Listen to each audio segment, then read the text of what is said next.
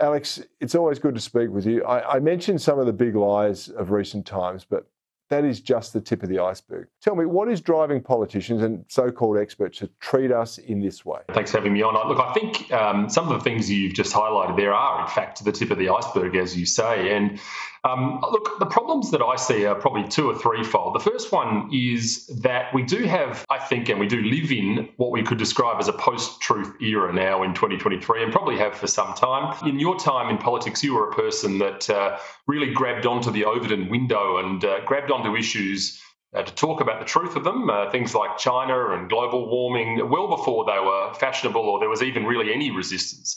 And so you know full well what that's like. And the issue arises, I think, from the media not wanting to take these up. You can create a kind of emergency scenario, which is what we've seen through COVID and through climate alarmism. It takes a very strong person to stand up against that narrative and that culture of fear. I think we've seen that so carefully crafted in the last 2 or 3 years and beyond. But at the end of the day, the third limb to this, I think, and it has to rest with the fourth estate, the media. We now live in a world where the media are so powerful in so many different ways. And the ability to hold politicians, bureaucrats and others, corporations, to account really rests with them. We're not seeing it, Corey. If you can open up any daily paper and find any story about any one of the things you just described and find it pitched in anything other than alarmist tone, you are doing very, very well. And that's what politicians react to. That's what bureaucrats react to, is that public pressure that comes from the journalists in the world. Let's take the example of the Hunter Biden laptop story you talked about and the role of big tech in shutting that story down. The New York Post actually did that story. It was just before the election, the 2020 election, if you recall, and Twitter shut it down. So we're seeing a multi-pincer movement at the moment, and the penalty is truth. Is there a broader agenda at work than political expediency? Politicians have always sought to shut down negative press and hide the stuff they don't want you to see.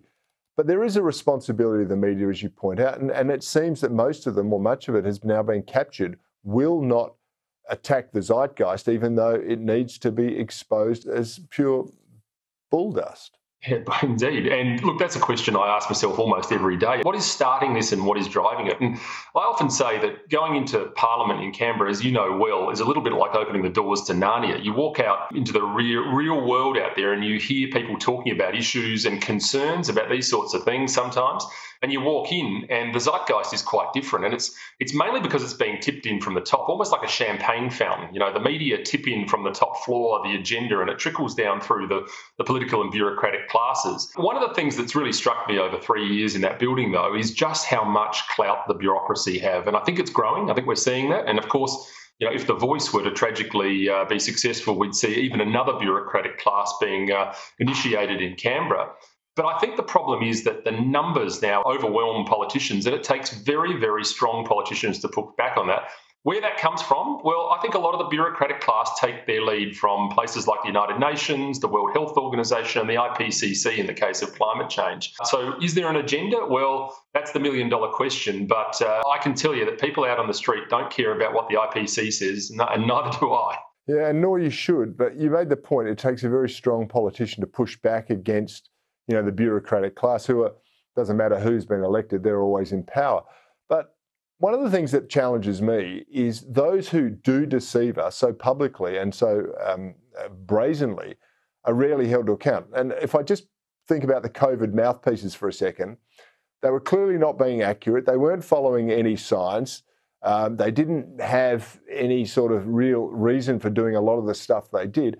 They all got Order of Australia awards rather than punished for complete misinformation. How is that reasonable? How can we trust these people ever again? The other thing we could say about all of this now is that, and I've said it a couple of times publicly, that what's really telling about the modern world, 2023 and even before, is that everything is now politics. So if you look at science, we now say, well, trust the science. Well, science is actually just politics now, and it becomes a question of whether it's your political science or my political science.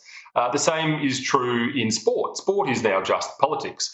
So in the case of people getting awards for being wrong, I think you have to follow the trail of where their politics lies. I think more often than not, you'll find people that are getting many, and of course many who get them deserve them, but many who get them and don't deserve them often will have a particular political leaning, and it won't be where you and I go, Corey. So the whole machine has been politicised all the way through, from the schools to the universities to the corporate sector, and all the way through. This is what we call the long march through the institutions, and fighting against it is like fighting against a riptide, I can tell you. You know it, I know it, and a few others know it, but there's a lot of work to do in order to reclaim this country. Yeah, and unfortunately there's too few in your line of work that do know it and want to accept any responsibility for it. And that's why I think we're in this vortex of collapse, and until it collapses we won't be able to rebuild.